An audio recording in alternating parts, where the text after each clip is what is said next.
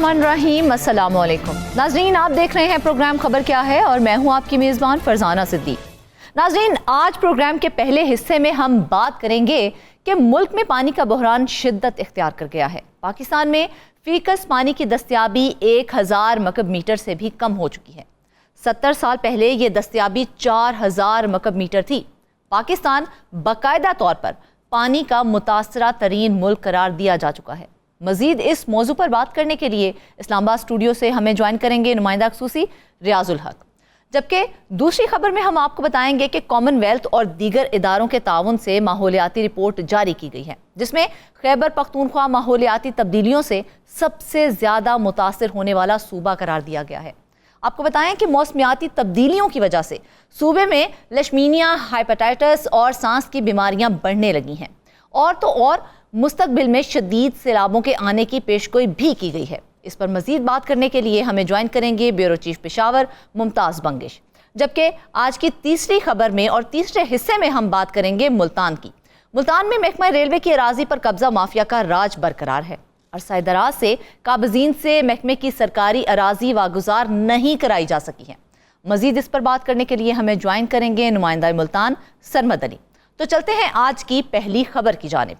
नाज़रीन, आपको बताएं कि मुल्क में पानी का बहरान अब शिद्दत इख्तियार कर गया है, लेकिन हुकूमती तरजीहात ही कुछ और हैं। पाकिस्तान में फीकस पानी की दस्तियाबी 1000 मकब मीटर से भी कम हो चुकी है। आपको बताएं कि पाकिस्तान बाकायदा तौर पर पानी का मुतासरा तरीन मुल्क करार दिया जा चुका है और इसके साथ साथ नेशनल वाटर पॉलिसी 2018 के 6 साल बाद भी उस पर मौसर अमल दरामद नहीं हो सका है, जिससे पानी के बहरान में शिद्दत आने का खदशा और भी बढ़ गया है। मजीद इस पर बात करने के लिए हमें ज्वाइन किया नुमाइंदा खसूसी इस्लामाबाद रियाजुल हक ने। रियाज, सबसे पहले हमें ये बताएं कि पाकिस्तान पानी की किल्लत के खतरनाक जोन में दाखिल हो चुका है? जी बहुत शुक्रिया फरजाना। बिल्कुल शायद हम ख़तरनाक तरीन जोन में शामिल हो चुके हैं और हमें एहसास ही नहीं है। और जब हम बात करते हैं कि पर कैपिटा एनुअल वाटर जो बनता है वो तकरीबन क्यूबिक मीटर के हवाले से जो आपने बताया कि ऑफिशियल जो डॉक्यूमेंट्स बताते हैं वो 1000 से कम है, यानी सालाना जो मकब मीटर जो पानी की जो लेवल है वो तकरीबन हर बंदे के लिए जो अवेलेबल होना चाहिए उस हवाले से तकरीबन 1000 के करीब बताया जा रहा है। लेकिन दिलचस्प बात यह है कि इस सारे मामले में ये जो फिगर्स हैं ये हैं 2009 में ये 1500 थे और तकरीबन 2021 में 1017 के करीब थे।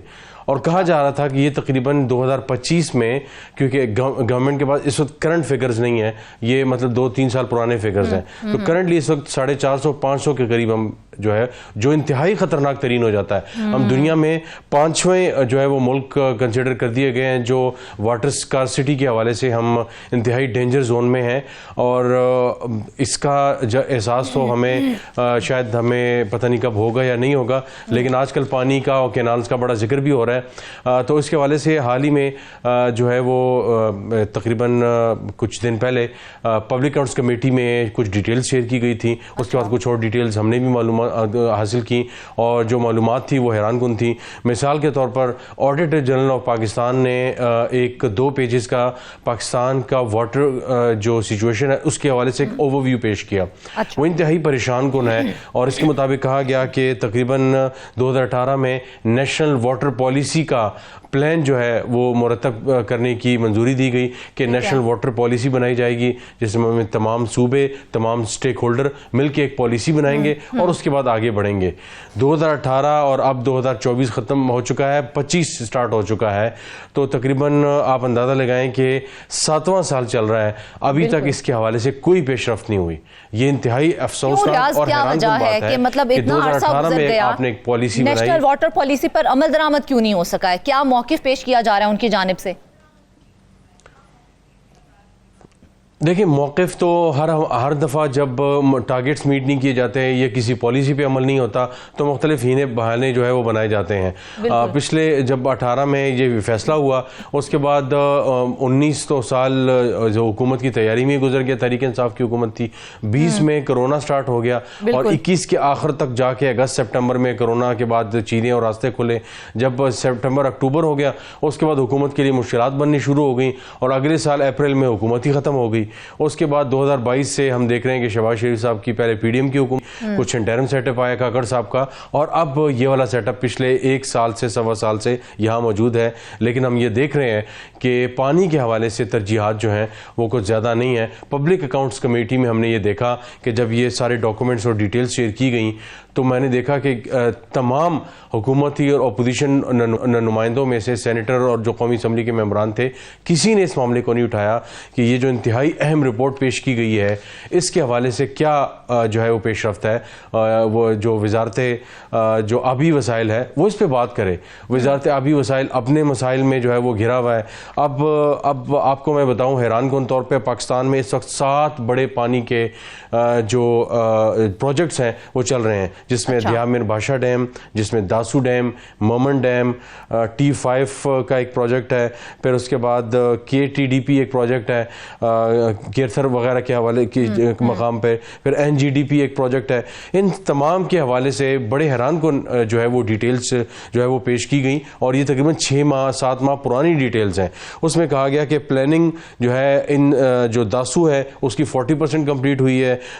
जो दियाब मीर बादशाह है उसकी 55%, मोमन डैम की 90%। इसी तरह एक्चुअल अगर बात की जाए ग्राउंड पे क्या काम अब तक हुआ है तो दियाब मीर बादशाह की 15% अब तक काम मुकम्मल हुआ है। अच्छा। और जो दासू प्रोजेक्ट है वो तकरीबन 21%, मोमन डैम 33%, T5 28%, NGDP 49%, K4 46%।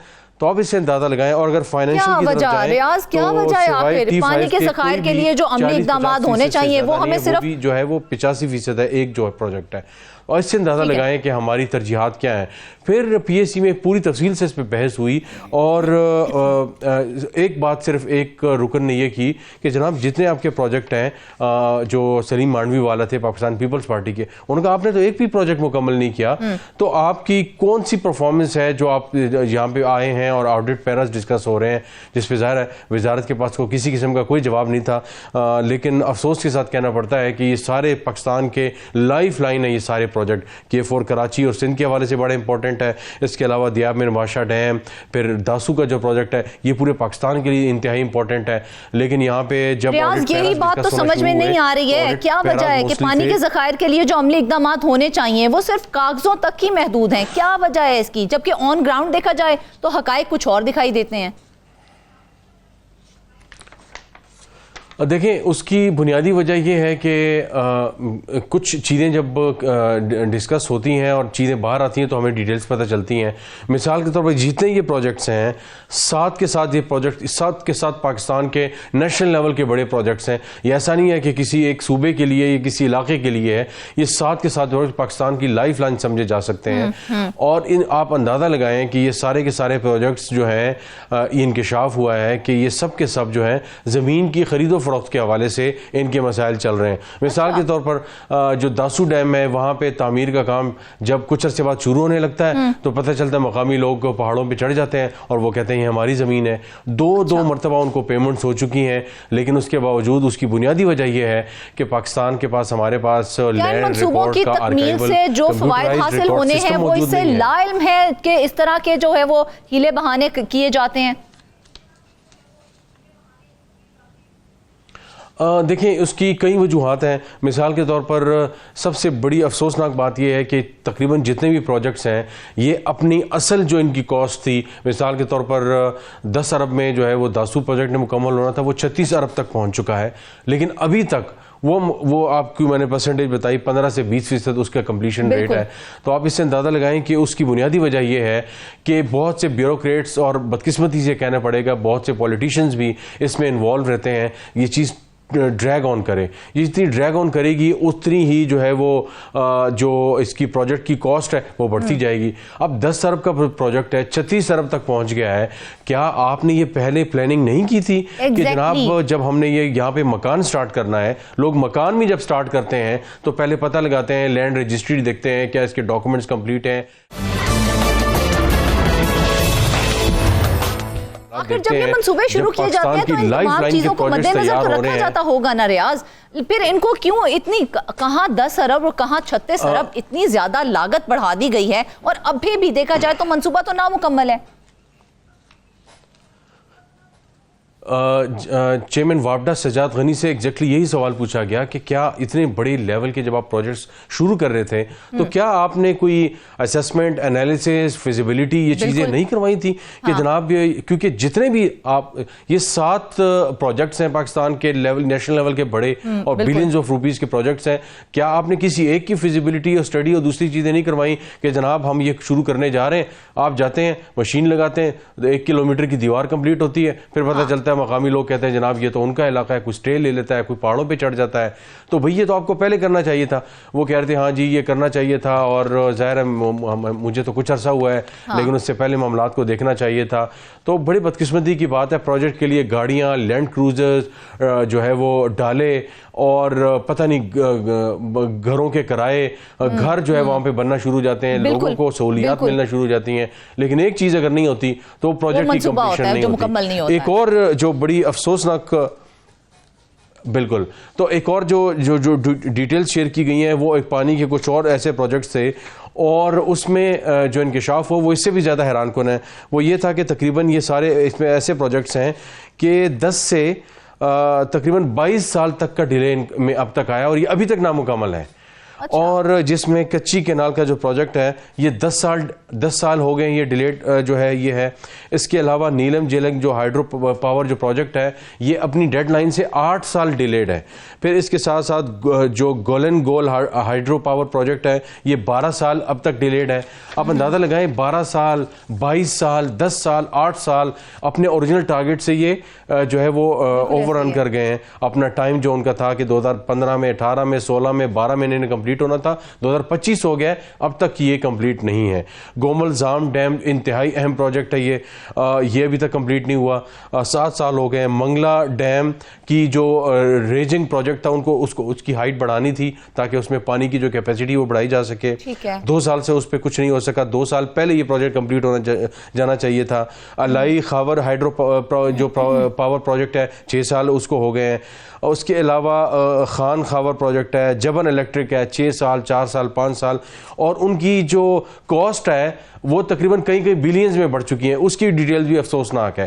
एक आखिरी सवाल मैं आपसे करना चाह रही हूँ, मुझे सिर्फ ये बताएं कि अब जो सूरत हाल पेश आ चुकी है, जिस तरह से हुकूमतें जो है वो इसको मामले को लेकर सीरियस ही नहीं हो रही हैं, तो पानी का ये बहरान हमारी आइंदा नस्लों के लिए सबसे बड़ा खतरा बन जाएगा, हम ऐसा कह सकते हैं? इसका मतलब है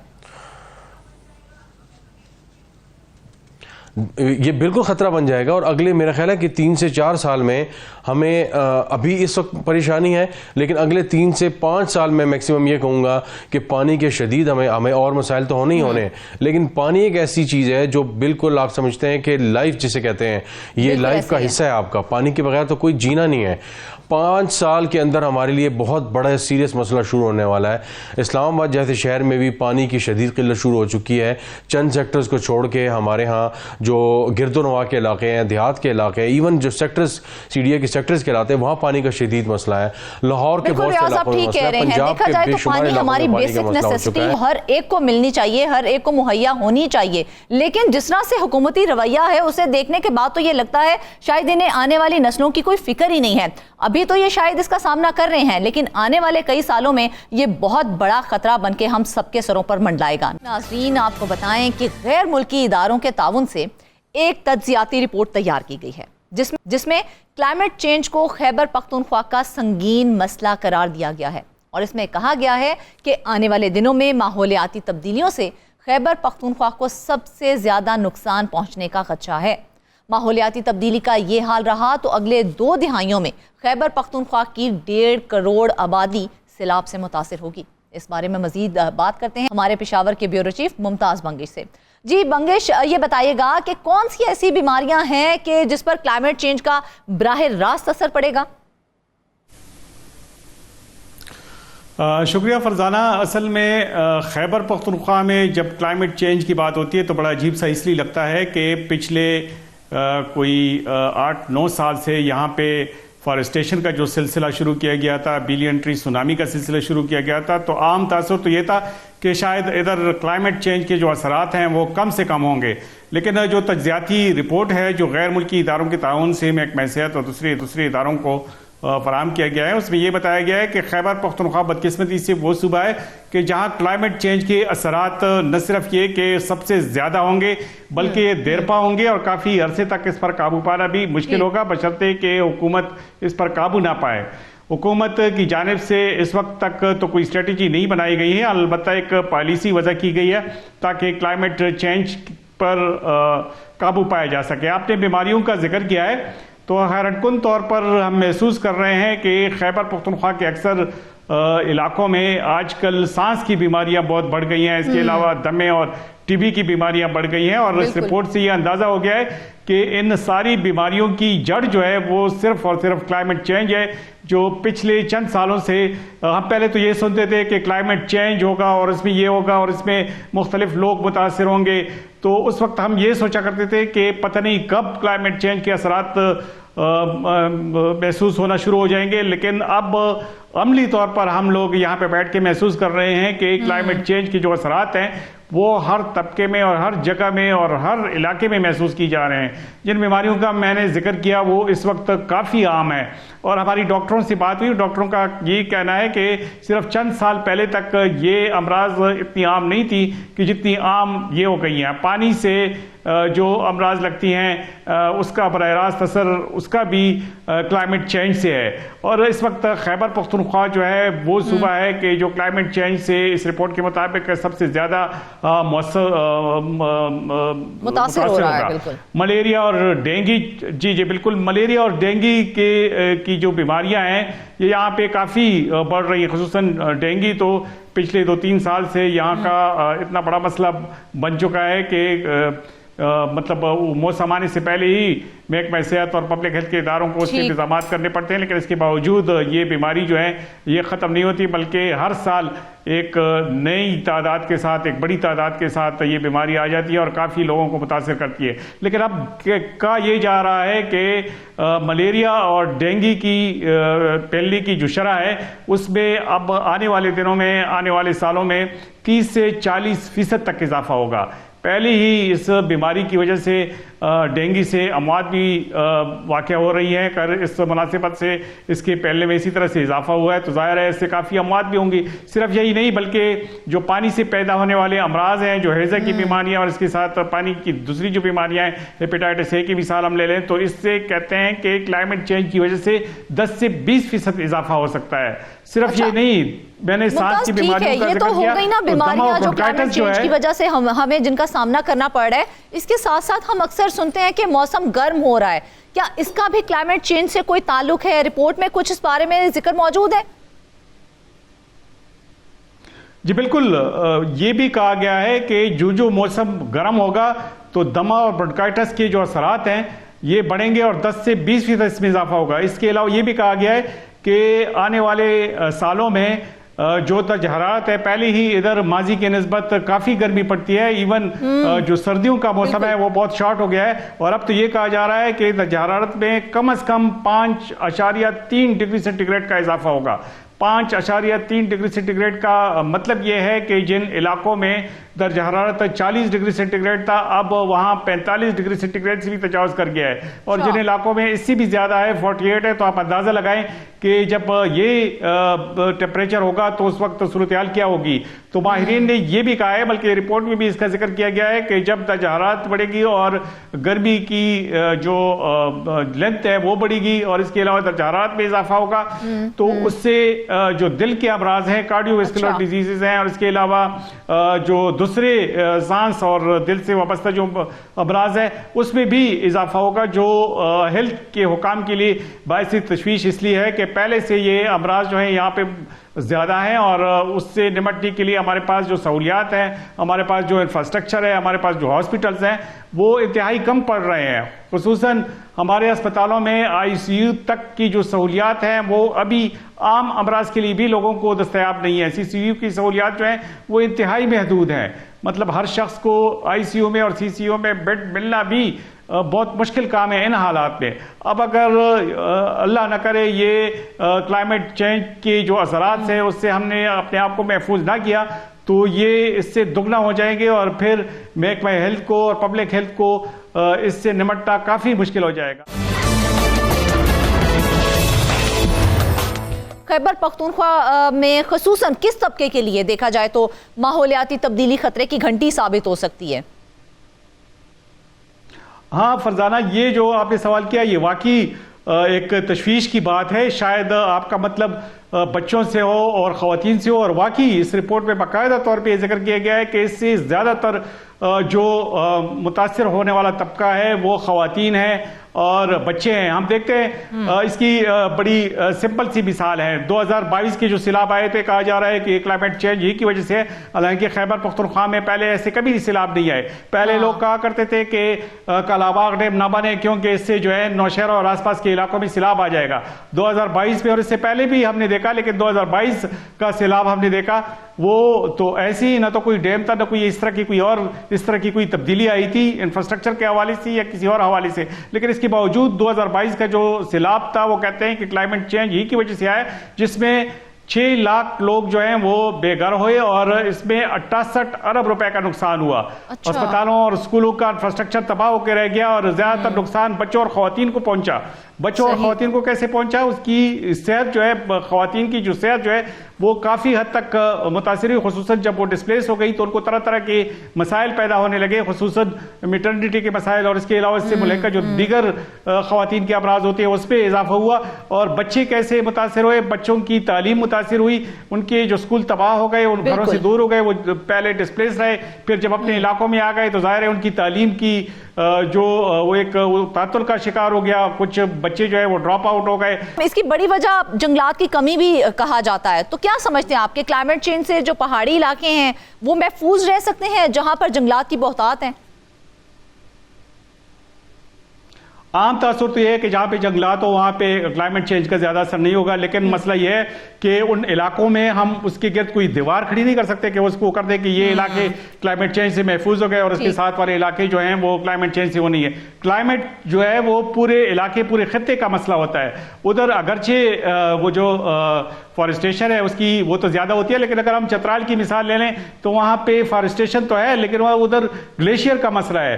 अब अगर टेम्परेचर जो उसकी जो हद है वो बढ़ी गई तो ग्लेशियर पिघलने की जो शरह है उस पर इजाफा हो जाएगा। पिछले दिनों आप बल्कि कल ही अगर आप देखें तो सबसे ज्यादा तबाही जो है वो चतराल में आई, हालांकि थोड़ी सी बारिशें हुई है। मसला ये होता है कि मामूली सी जब गर्मी का मौसम शुरू हो जाता है तो ग्लेशियर जो है पिघलना शुरू हो जाते हैं। ग्लेशियर जब पिघलना शुरू हो जाते हैं तो वो सारे इलाके, वो चूंकि जो आबादी है वो नीचे है और ग्लेशियर तो ऊपर है, वो पानी आ जाता है, पानी से वो इलाके से रेआब आ जाते हैं। कल ही का जो वाक़या हुआ है उस पर काफ़ी तादाद में वहाँ पे जो घर हैं वो ज़ेर-ए-आब आ गए और उनको काफ़ी नुकसान पहुँचा। और जब सैलाब आता है तो सैलाब सिर्फ पानी में डूबने का नाम नहीं बल्कि उससे जो उसके बाद के जो असरात है वो काफ़ी वो है स्किन और इसके अलावा दीगर जो अमराज हैं वो उससे पैदा हो जाती हैं। और सबसे ज़्यादा मुतासर वो इलाके पर हो जाते हैं कि जहाँ पे ग्लेशियर हो। तो पहाड़ी इलाकों में चूँकि ये मसला ज़्यादा होता है, हालांकि माजी में ये होता था कि चतराल जैसे इलाकों में ये लोग सूरत-ए-हाल को देखते हुए मुमताज यानी कि हम ये कह सकते हैं कि ये इलाके जो है वो मुतासिर तो होंगे लेकिन इन इलाकों में निस्बतन उसका असर कम होगा, ऐसा ही है? असर तो इस तरह से कम होगा कि क्लाइमेट चेंज से जो दीगर अमराज है, जो मैदानी इलाके और जहां पे फॉरेस्ट ना हो, जो इस तरह से मुतासर होते हैं, उस सूरत हाल से तो नहीं होगी। लेकिन क्लाइमेट चेंज इस तरह से मैंने आपको बताया चूंकि ये इलाके का मसला नहीं है, ये पूरे खित्ते पर असरअंदाज होगा। तो उस लिहाज से जब टेम्परेचर में इजाफा होगा तो ग्लेशियर पिघलेंगे और ग्लेशियर जब पिघलेंगे तो उन इलाकों में ज्यादा नुकसान होगा कि जहाँ पे ग्लेशियर नहीं होते, जो मैदानी इलाके होते हैं। तो ठंडे इलाकों में चूंकि ग्लेशियर की वजह से सैलाब आ जाते हैं तो इसलिए वो इलाके ज्यादा मुतासर हो जाते हैं। तो ये कहना कि ये इन इलाकों पे असर कम होगा, ये ठीक नहीं है। हाँ, अलबत्ता अगर फॉरेस्टेशन मैदानी इलाकों में ज़्यादा हो तो ये इलाके भी महफूज रह सकते हैं और क्लाइमेट चेंज के जो असरात है उसको डिले किया जा सकता है, उस पर काबू पाया जा सकता है। लेकिन इससे इसका बेहतरीन हल सिर्फ ये नहीं है क्योंकि रातों रात हम दरख्तों की तादाद में फॉरेस्टेशन में इजाफा नहीं कर सकते। जब तक इसके लिए कोई स्ट्रेटजी ना बनाए हुकूमती सतह पे इससे बचाव के लिए, तब तक ये जो है ये ख्वाब शर्मिंदे ताबीर नहीं होगा कि हम क्लाइमेट चेंज के असरात से बच पाएं।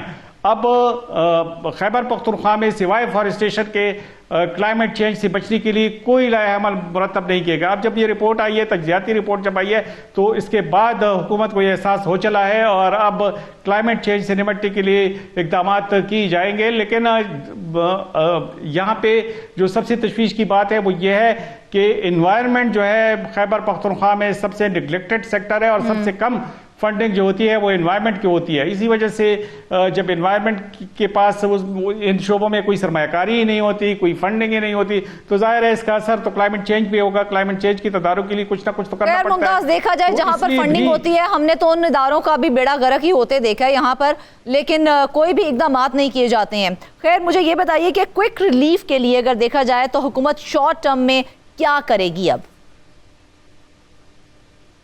शॉर्ट टर्म में तो इस तरह से कि इसके असरात से बचना होगा। मिसाल के तौर पर अगर कोई सैलाब आता है तो चाहिए है कि हमारे पास अर्ली वार्निंग सिस्टम हो, जो हमारे पास बदकिस्मती से नहीं है। न तो महकमा मौसमियात के पास कोई इस तरह का अर्ली वार्निंग सिस्टम है, न ही PDMA के पास है। मसला ये होता है कि सैलाब जब जिन इलाकों में आ जाता है, जब तबाही मच जाती है या कोई 1 घंटा या 1.5 घंटा पहले पता चल जाता है कि पानी की सतह ऊंची हो रही है, तो वहां लोगों को कहा जाता है कि वो अपने घरों से निकल जाए। तो अर्ली वार्निंग सिस्टम का जो सिस्टम है उसकी तनसीब शॉर्ट टर्म वो है कि सैलाब से बचा जाए। अब सैलाब को रोकने के लिए तो जाहिर है लॉन्ग टर्म मंसूबे की जरूरत है और लॉन्ग टर्म मंसूबा तो जाहिर है उस पे साल लग जाते हैं। लेकिन इसके अलावा जो हमारा सेहत का जो सिस्टम है वो भी इसके लिए तैयार नहीं है। तो जो तबाहियां होती है जाहिर है उसका अंदाजा तो अब हो गया कि फ्लड या इस किस्म के और जो कुदरती आफात और आसमानी बिजलियां भी गिरने लगी हैं। इसके अलावा जो मामूली बारिशें होती हैं, जलाबारी होती हैं, इससे भी माली तौर पर काफ़ी नुकसान उठाने पड़ते हैं। इंफ्रास्ट्रक्चर भी तबाह हो जाता है, फसल भी तबाह हो जाते हैं। इसके अलावा लोगों के ज़ाती जो नुकसान हैं गाड़ियों की सूरत में वो भी देखने में आते हैं। इससे बचने के लिए तो लॉन्ग टर्म जो मनसूबे हैं उसकी ज़रूरत है, लेकिन अर्ली जो लोगों की ज़िंदगियाँ महफूज बनानी है इसके लिए सेहत के शोबे में काम करना होगा। उनको एक स्ट्रेटजी बनानी होगी कि अगर खुदा न खास्ता कोई सैलाब आता है या इस किस्म के कुदरती आफात आते हैं तो उससे निपटने के लिए उनके पास क्या तरीक़ेकार मौजूद है और लॉन्ग टर्म मनसूबों के लिए क्या इकदाम करने चाहिए, क्या मशवरा देंगे आप इस हवाले से? लॉन्ग टर्म उसके लिए तो जाहिर है क्लाइमेट चेंज के असरात से बचने के लिए सबसे जो बेहतरीन वो है वो फॉरेस्टेशन है। और जब तक के फॉरेस्ट पे तवज्जो ना दिए, लेकिन हम देख रहे हैं कि इसका उल्टा असर हो रहा है। पिछले साल हमने जो एक स्टोरी की थी जंगलात की कटाई पर, तो जंगलात इतने बड़े पैमाने पर मुख्तलिफ इलाकों में, खुसूसन जो नॉर्दर्न एरियाज है वहाँ पे, सवात में और जो हजारा के साइड पे जो काटे गए थे वो सब ने देखे। उसके बारे में एक वजीर की पोर्टफोलियो तो तब्दील कर दी गई, लेकिन वही अफसरान हैं, वही लोग हैं, उनमें कोई तब्दीली नहीं आई। तो जब तक इन चीज़ों से आनी हाथों से निपटा नहीं जाता और क्लाइमेट चेंज से रिलेटेड जो बेकायदगियाँ हो रही है उनको रोका नहीं जाता, तब तक क्लाइमेट चेंज के असरात से बचना आसान नहीं रहेगा। तो हुकूमत को सबसे पहले तो इन पे तवज्जो देनी चाहिए और इस सिलसिले में जो फॉरेस्ट डिपार्टमेंट है, हेल्थ है, पब्लिक हेल्थ है, एग्रीकल्चर डिपार्टमेंट है, जब तक इनको मजबूत तरीके से एक दूसरे से मिलकर काम करने की नहीं दिया जाता, तब तक इन असरात से न तो हम लॉन्ग टर्म कोई मंसूबा बना सकते हैं और ना इसके लिए हम तैयार हो सकते हैं। नतीजा इसका ये निकलेगा कि आने वाले साल में 10-15 सालों में हम जो असरात महसूस करेंगे उसका अब हम सोच भी नहीं सकते। और ये सब कुछ तज्जियाती रिपोर्ट में इस पे बताया गया है। तो अब वक्त है कि हुकूमत लॉन्ग टर्म पे सबसे पहले जो उसकी स्ट्रेटजी है वो एक बना ले और बाकायदा तौर पे एक पॉलिसी बनाए कि क्लाइमेट चेंज से खैबर पख्तूनख्वा को कैसे बचाया जा सकता है। जो शॉर्ट टर्म जो मंसूबे हैं वो इसी वक्त भी हो सकते हैं, उस पर टाइम लगने की जरूरत नहीं होती उसके लिए। लेकिन वो शॉर्ट टर्म जो मंसूबे हैं, जो शॉर्ट टर्म स्ट्रेटजी है, वो ज्यादा मुश्किल इसलिए है कि जाहिर है हम अस्पतालों की तादाद को फौरी तौर पर बढ़ा नहीं सकते। तो जब बिल्कुल मुमताज, यही एक आखिरी सवाल मैं आपसे करने वाली थी, ऐसी कौन सी अहम सहूलियात हैं जिसकी कमी आप देख रहे हैं कि अगर उनकी कमी पूरी हो जाए तो काफी हद तक क्लाइमेट चेंज पर काबू पाया जा सकता है? जी बिल्कुल, क्लाइमेट चेंज पे मैं जिस तरह से मैं बता रहा था कि सबसे पहले फॉरेस्टेशन है, इसके अलावा बहुत सारी ऐसी चीज़ें हैं कि जो पॉल्यूशन से रिलेटेड जो चीज़ें हैं उसको अवॉइड करना होगा। मिसाल के तौर पे जो बटा खश्त है वो अरसे दराज से हम सुन रहे हैं कि ज़ेग टेक्नोलॉजी है, इस पर उसको कन्वर्ट कर रहे हैं, लेकिन अभी तक ये ख्वाब जो है अभी तक शर्मिंदा ताबीर नहीं हुआ। जो व्हीकल एमिशन है उसको ख़त्म करने के लिए काफ़ी अरसे से ये काम हो रहे हैं, लेकिन अब भी 26,000 से ज़ायद रक्शे जो हैं वो खैबर पख्तूनख्वा के सिर्फ पेशावर में रोडों पर मौजूद हैं, उसके लिए भी कोई कार्रवाई नहीं की गई। मुमताज, देखा जाए तो क्लाइमेट बहुत तेजी से चेंज होता जा रहा है और वक्त हम हाथ से निकलता जा रहा है। हुकूमत को अब शॉर्ट टर्म की तरफ नहीं, लॉन्ग टर्म की तरफ जाना चाहिए और ऐसे इकदाम करने चाहिए ताकि आने वाले वक्तों में इनसे बचा जा सके। नाज़रीन, वापस आएंगे ब्रेक के बाद। वेलकम बैक नाज़रीन, अब आपको बताएंगे कि मुल्तान में महकमा रेलवे की अराजी पर कब्जा माफिया का राज मुसलसल बरकरार है। अरसा दराज से काबजीन से महकमे की सरकारी अराजी वागुजार नहीं करवाई जा सकी है। रेलवे अराजी के मुहाफिज रेलवे पुलिस कब्जा माफिया के सामने बेबस दिखाई दे रहे हैं। मजीद इस पर बात करने के लिए हमें जो है नुमाइंदा मुल्तान सरमद अली ने। सरमद, बारहा ये मामला हम हाईलाइट कर चुके हैं कि अराजी जो है उस पर कब्जा कर लिया जाता है, कब्जा माफिया का राज होता है। तो क्या महकमा रेलवे अपनी अराजी पर काबजीन से वागुजारी करवाने में नाकाम हो चुका है जो आज तक उसे वागुजार नहीं करवाया जा सका? मैं आपको बताता चलूं कि ये 1600 एकड़ रकबा बनता है जो कि मुल्तान और सखर डिवीज़न का मिला के बनता है, जिसके ऊपर काबजीन के साथ साथ तजावुज़ात माफिया को भी यहाँ पर मैं हाईलाइट करना चाहूँगा। उनका भी काफ़ी रोल है महकमा रेलवे को नुकसान पहुँचाने में। 1978 से लेकर 2020 के दरमियान 2527 किलोमीटर के ऐसे 25 सेक्शंस थे जिनके कुछ हिस्से मुल्तान, जनूबी पंजाब, सिंध, इंटीरियर सिंध को वो लोग सेक्शन लगते थे जिनको क्लोज़ किया गया। जहाँ पे लाइनें क्लोज़ हुई उन एरियाज़ को जो है वो महकमा रेलवे हुकाम की जानिब से छोड़ दिया गया, जहाँ पर काबजीन की जानिब से पुख्ता भी तजावुज़ात बनाई गई, पुख्ता मकानात बनाकर भी कब्ज़े किए गए और कुछ ऐसी ज़मीन भी थी जिसके ऊपर ज़रई काश्त भी जो है वो आम शहरियों की जानिब से करके उससे पैसे कमाए जा रहे हैं। अगर बात कर ली जाए रेलवे की अराजी की तो मुल्क भर में रेलवे की अराजी 1,58,875 जो है वो एकड़ के करीब बताई जाती है, जिसके अंदर अगर फिगर्स के ऊपर नोट किया जाए मुल्तान और सखर डिवीज़न में ही सिर्फ 1600 एकड़ का ये रकबा बताया जाता है जिसके ऊपर कब्ज़ा है। अब काबजीन की बात कर लीजिए, क्योंकि ये काबजीन अब से नहीं बैठे हुए, साल हा साल से यहाँ पर बैठे हुए हैं। जो लोग रेलवे पर सफ़र करते हैं उन्होंने अक्सर देखा होगा कि शहर से जैसे ही रेलगाड़ी बाहर की तरफ निकलती है अतराफ़ में आपको झुग्गियाँ, कपड़े के बने हुए मकानात, जिनको आप कह सकते हैं कि नीम पुख्ता और पुख्ता तजावुज़ात की सूरत में बड़े पैमाने पर आबादियाँ कायम की हुई हैं। ऐसे लोग जो हैं वो रेलवे की ज़मीन को नुकसान भी पहुंचाते हैं और साथ ही साथ इन तमाम जो रेलवे की ज़मीन है वहाँ पर ट्रैक्स भी थे, वहाँ पे पटरियाँ भी बिछी हुई थी, वहाँ पर सिग्नल्स का निज़ाम भी था। तो ऐसी जगहों पे ये जो तजावुज़ात कायम करते हैं, ना सिर्फ ये पटरियाँ चोरी करते हैं, दीगर सामान भी जो है वो महकमा का जो कि लाखों रुपए की कीमत उसकी बनती है उसको भी नुकसान पहुंचाया जाता है। लेकिन सरमद कैसे? क्योंकि रेलवे की अपनी पुलिस भी है, उसके अपने पुलिस एहलकार भी हैं, उनकी मौजूदगी के बावजूद देखा जाए तो कब्जा माफिया इतना ताकतवर है कि पुलिस एहलकार भी वो वहाँ से वागुजार नहीं करवा सकते हैं अराजी को।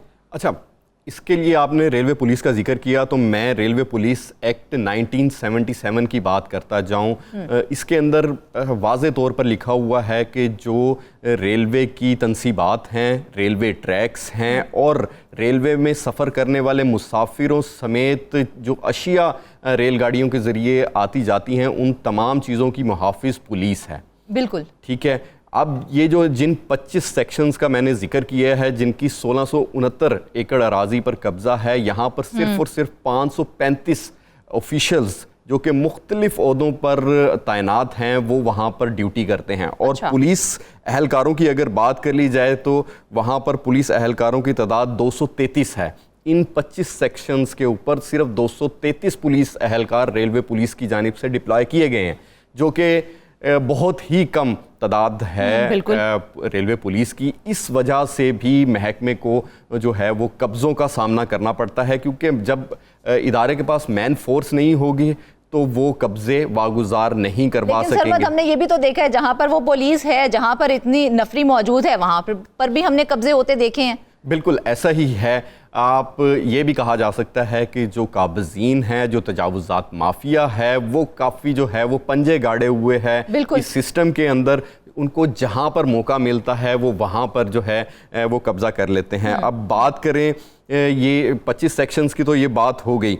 इसके अलावा मैं आपको बताता चलूँ कि ये जो लाइंस हैं इनके अंदर भी चोरियाँ अरूज पर होती हैं, जिससे रेलवे को नुकसान होता है। साथ ही साथ अगर बात कर ली जाए इस हवाले से, जब ये मामला मंजर आम पर आया जनवरी 2023 में एक मीटिंग हुई, दूसरी मीटिंग हुई 8/4/2023 में। उसके अंदर ये बताया गया कि जी 1600 एकड़ अराजी है और उसके ऊपर कब्ज़ा है। जिसके बाद मुल्तान और सक्खर डिवीज़न की जो रेलवे हुकाम हैं वो एक्टिव हुए और उनकी जानिब से इनके ख़िलाफ़ ऑपरेशंस करना शुरू किए गए। जिसके बाद जो ज़राए हैं वो इस बात की तस्दीक करते हैं कि 1600 एकड़ में से 100 एकड़ का से ज़ायद का रकबा जो है वो मुल्तान डिवीज़न के अंदर 1600 में से सिर्फ 100। सरमद, मतलब मजाक वाली बात है ये तो हमें ऐसे ही लगता है कि मुल्तान और सक्खर डिवीजन में कब्जा माफिया के खिलाफ कार्रवाई की गई, लेकिन वो इतनी मौसर नहीं थी कि उसका कोई मुस्बत नताइज हमें दिखाई देते। 1600 एकड़ और कहाँ 100 एकड़। जी, अगर अदाद शुमार की बात की जाए तो ये जो वागुजार करवाया गया रकबा जो है वो इंतहाई कम है।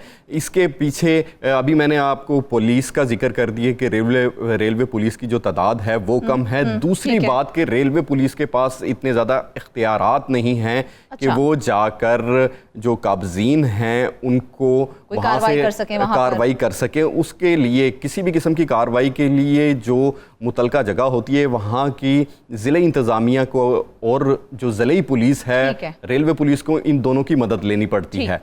और इदारों में जो है वो कन्फ्लिक्ट होने की वजह से जो कब्ज़ा माफिया है उनके ख़िलाफ़ एक्शन नहीं हो सकते। यहाँ पर अभी जो कब्ज़ा माफिया में जो रेलवे की ज़मीनें हैं उनके अंदर चंद एक सरकारी इदारे भी हैं जिन्होंने ज़मीनों के ऊपर कब्ज़ा किया हुआ है और वो डिस्प्यूटेड लैंड में जो हैं वो चली गई हैं।